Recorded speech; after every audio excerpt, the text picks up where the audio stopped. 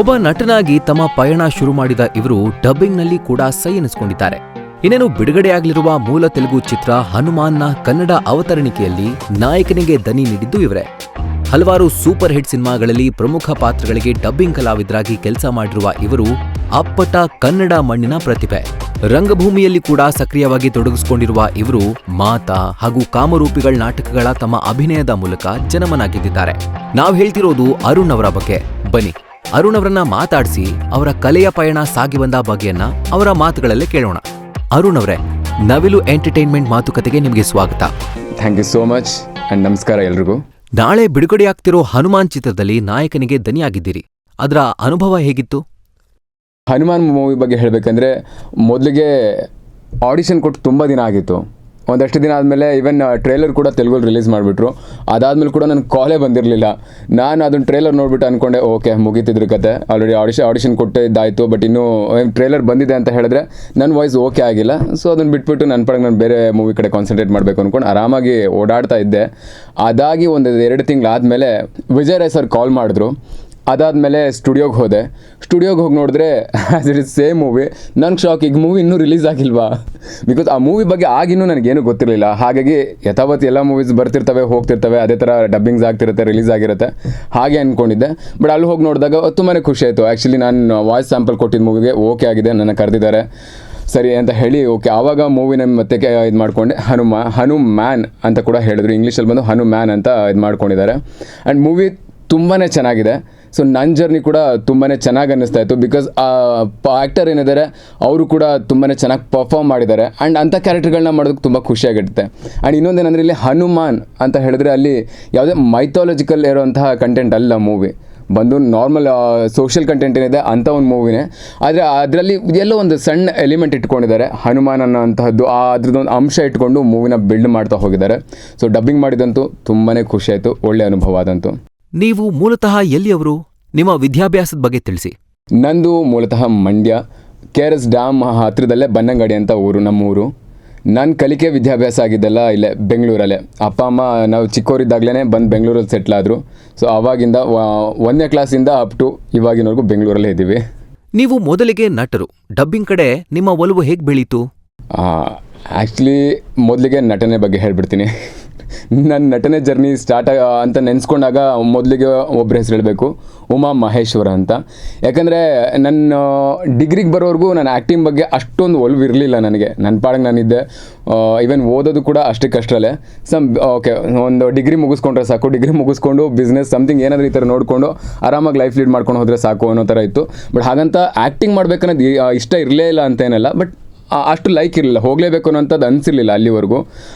ಉಮಾ ಮಹೇಶ್ವರ್ ಅಂತ ಏನಿದ್ದಾರೆ ಅವ್ರು ಆ್ಯಕ್ಚುಲಿ ಇಂಡಸ್ಟ್ರಿಯಲ್ಲಿ ಒಳ್ಳೆ ಮೇಕಪ್ ಆರ್ಟಿಸ್ಟ್, ಫೇಮ್ ಕೂಡ ಇದ್ದಾರೆ. ಅವ್ರು ನಮ್ಮನೆ ಹತ್ರನೇ ಮನೆ ಮಾಡಿಕೊಂಡ್ರು. ಅವ್ರು ಬಂದು ಒಂದು ಸಲ ಹೇಳಿದ್ದು, ನೀನು ಯಾಕೆ ಇಂಡಸ್ಟ್ರಿಯಲ್ಲಿ ಟ್ರೈ ಮಾಡಬಾರ್ದು? ಸೊ ಅದಕ್ಕೂ ಒಂದು ಇನ್ಸಿಡೆಂಟ್ ಇದೆ.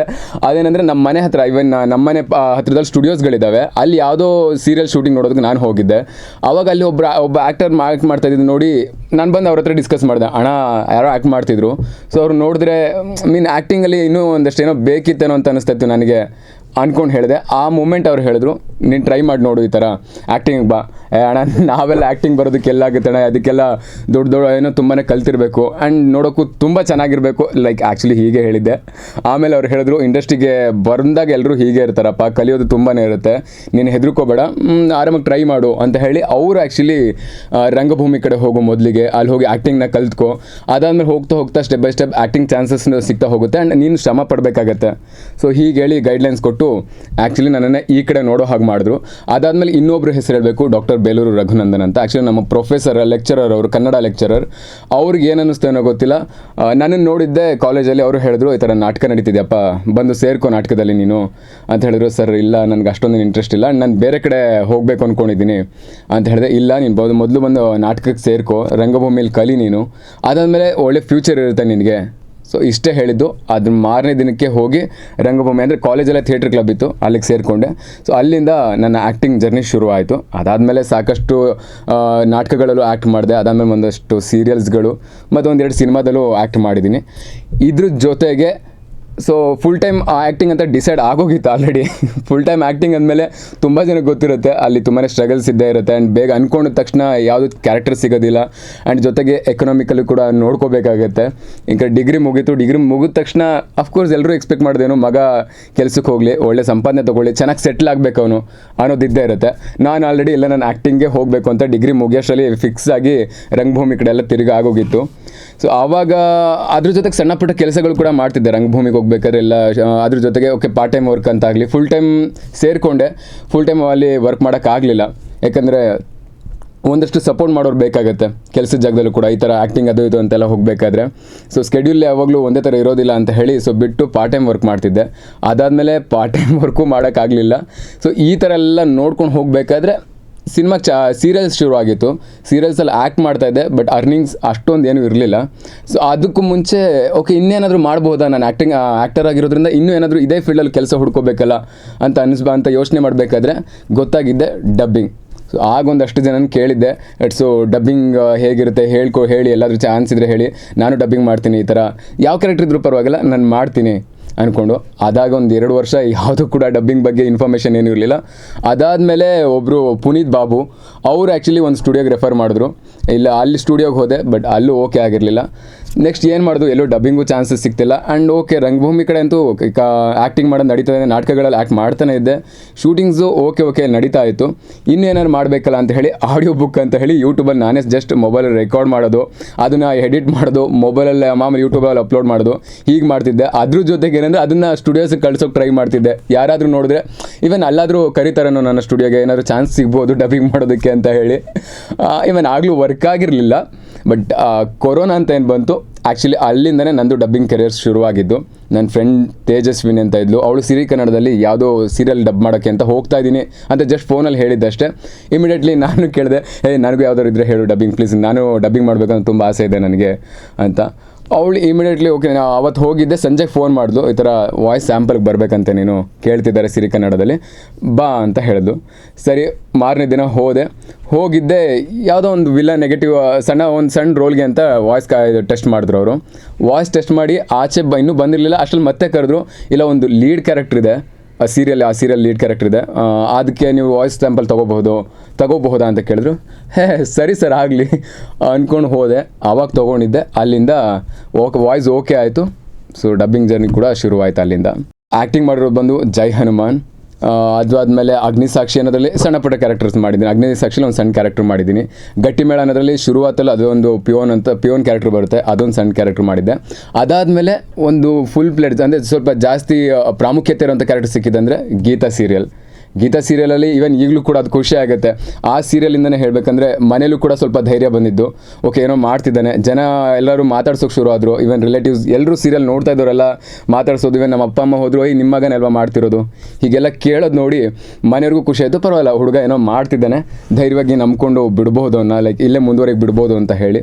ಸೊ ಇಷ್ಟು ಸೀರಿಯಲ್ ಸದ್ಯಕ್ಕೆ ಆ್ಯಕ್ಟ್ ಮಾಡಿದ್ದೀನಿ. ಅದಲ್ಲದೆ ಇವಾಗ ಕನ್ಯಾದಾನ ಅನ್ನೋ ಸೀರಿಯಲಲ್ಲೂ ಕೂಡ ಒಂದು ಕ್ಯಾರೆಕ್ಟರ್ ಪ್ಲೇ ಮಾಡ್ತಿದ್ದೀನಿ ನಾನು. ಸೀರಿಯಲ್ ಅಂತ ಬಂದರೆ ಮೊದಲಿಗೆ ಅಗ್ನಿ ನಕ್ಷತ್ರಂ, ಜಗದೇಕ ವೀರ, ಅದಾದಮೇಲೆ ಈ ಜೀವನಿನಗಾಗಿ, ಅದ್ರ ಹಿಂದೆನೇ ಬಂದಿದ್ದು ಚಕ್ರವರ್ತಿ ಅಶೋಕ. ಅದರಲ್ಲಿ ಚಕ್ರವರ್ತಿ ಅಶೋಕನ ಕ್ಯಾರೆಕ್ಟರ್ಗೆ ದೊಡ್ಡವನಾದ್ಮೇಲೆ ಆ ಕ್ಯಾರೆಕ್ಟರ್ಗೆ ಡಬ್ ಮಾಡಿದ್ದೆ ನಾನು. ಅದಾದಮೇಲೆ ಶಕ್ತಿ ಅನ್ನೋ ಸೀರಿಯಲ್ಗೆ ಡಬ್ ಮಾಡಿದ್ದೆ. ಅದಾದಮೇಲೆ ಮಹಾನಾಯಕ, ವೈದೇಹಿ ಪರಿಣಯ, ಆಮೇಲೆ ಜಗನ್ಮಾತೆ, ಹೀಗೆ ಹಲವಾರು ಸೀರಿಯಲ್ಗಳಿಗೆ ಡಬ್ ಮಾಡಿದ್ದೀನಿ. ಇನ್ನು ಸಿನಿಮಾಗಳಂತ ಬಂದರೆ ಕಾರ್ತಿಕೇಯ 2, ಒಕಕ್ಷಣಂ, ಆಮೇಲೆ ಮದ್ರಾಸಿ ಪಟ್ಟಣಂ, ಅದಾದಮೇಲೆ ಬಾಹುಬಲಿ 2, 83 ಇದಿಷ್ಟು ಮೂವೀಸ್ಗಳಿಗೂ ಡಬ್ ಮಾಡಿದ್ದೀನಿ. ಅದ್ರ ಜೊತೆಗೆ ಇನ್ನು ಕಾರ್ತಿಕೇಯ 2ದಲ್ಲಿ ಬಂದು ನಿಖಿಲ್ ಕ್ಯಾರೆಕ್ಟರ್, ಹೀರೋ ಕ್ಯಾರೆಕ್ಟರ್ಗೆ ಡಬ್ ಮಾಡಿದ್ದೀನಿ. ಇನ್ನು ಒಕಕ್ಷಣಂ ಕೂಡ ಅಲ್ಲೂ ಶಿರೀಶ್ ಅವ್ರ ಕ್ಯಾರೆಕ್ಟರ್ಗೆ ಡಬ್ ಮಾಡಿರುವಂಥದ್ದು. ಇನ್ನೂ ಅನೇಕ ಕ್ಯಾರೆಕ್ಟರ್ಗಳಿಗೆ ಡಬ್ ಮಾಡಿದ್ದೀನಿ, ಸಾಕಷ್ಟು ಮೂವಿಗಳಿಗೂ ಡಬ್ ಮಾಡಿದ್ದೀನಿ. ಅದ್ರ ಜೊತೆಗೆ ನಮ್ಮ ಕನ್ನಡದ ಸ್ಟ್ರೇಟ್ ಮೂವೀಸ್ಗಳಿಗೂ ಕೂಡ ಡಬ್ ಮಾಡಿದ್ದೀನಿ. ಇವನ್ ಅವೆಲ್ಲ ರಿಲೀಸ್ ಆಗಬೇಕು. ಪದ್ಮಶ್ರೀ ಪ್ರಶಸ್ತಿ ಪುರಸ್ಕೃತೆ ಮಂಜಮ್ಮ ಜೋಗತಿ ಬದುಕನ್ನ ಧರಿಸಿದ ಮಾತಾ ನಾಟಕದಿಂದ ತುಂಬಾ ಹೆಸರು ಮಾಡಿದ್ದೀರಿ. ಅದರ ತರಬೇತಿ ಹಾಗೂ ಅನುಭವ ಹೇಗಿತ್ತು? ಈಗಾಗಲೇ ಹೇಳಿದೆ, ನಾನು ರಂಗಭೂಮಿಯಲ್ಲೂ ಕೂಡ ತೊಡಗಿಸ್ಕೊಂಡಿದ್ದೀನಿ ಅಂತ. ರಂಗಭೂಮಿ ಜರ್ನಿ ಶುರುವಾಗಿದ್ದು ಹೇಗೆ ಅಂತಲೂ ಹೇಳಿದೆ. ಅಲ್ಲಿಂದ ಇಲ್ಲಿವರೆಗೂ ಸುಮಾರು ಒಂದು 15 ನಾಟಕಗಳಲ್ಲಿ ಆ್ಯಕ್ಟ್ ಮಾಡ್ತಾ ಹೋಗಿದ್ದೀನಿ.